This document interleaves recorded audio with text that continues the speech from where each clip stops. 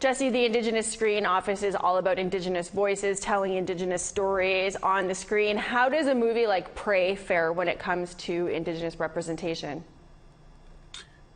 I mean, I think it does reasonably well, certainly by Hollywood standards. It has an Indigenous producer, Indigenous stars.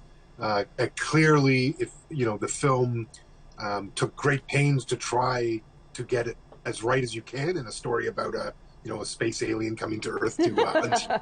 Yeah. So it tried to get to be as I think as accurate as one would maybe even more so than one would necessarily expect out of a movie about exactly that sort of subject matter. So I think certainly in the context of Hollywood, it represents a not insignificant step in the right direction. Yeah, well, I mean, and I think the response confirms that, right? The film's been hugely successful, racking up huge streaming numbers, breaking records. When I heard "Beat Out the Kardashians" for streaming, I was like, we've arrived, right? What message do you hope that this is sending to the film and television industry? Well, I mean, to follow up on your point, hopefully it means that if you want less of the Kardashians, you should program more Indigenous content. Might get you there. I think the success is probably maybe even the bigger story than the representation of the film itself. Because in Hollywood, the numbers are what's going to matter, right? In terms of whether they think that this is something they might do again, for example. And I think this is part of what we've seen as a trend in Hollywood, south of the Medicine Line. Yeah. Some very interesting Indigenous-led productions that have found very large audiences in a way that probably was not entirely expected by the studio. I expect in this case, if they had known quite the volume, it might have received a theatrical release, because that's more money that they might have skipped by maybe thinking this was a streaming only sort of film. So I think it adds to what is an increasing drumbeat that Indigenous people on screen, Indigenous people behind screen making the decisions about what goes on screen is profitable. Imagine that.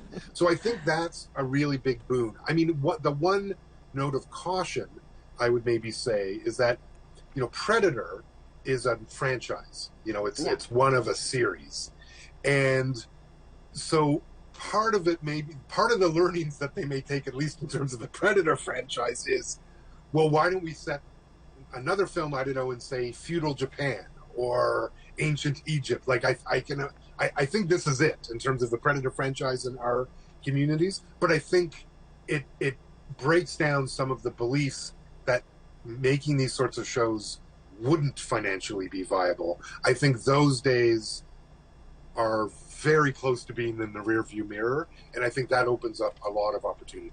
Well, and this, this is building on to your point.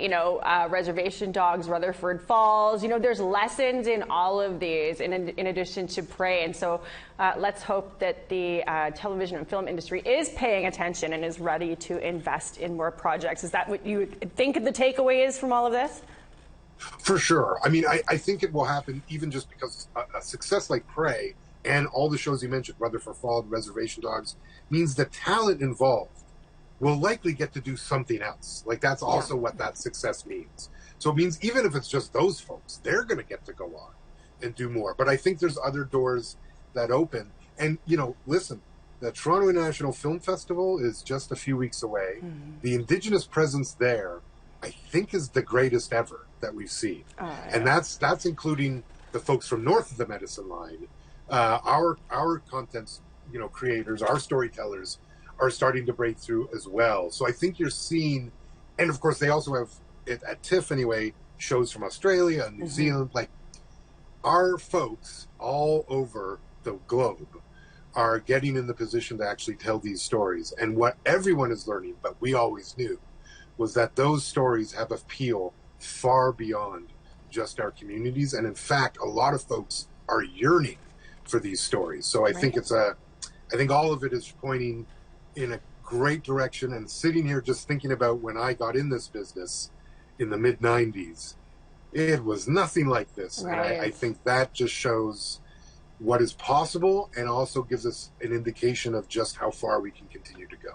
Well, from your lips to creators' ears, let's hope so. It seems like the ball is rolling. We've got that momentum. Jesse, thank you so much for joining us.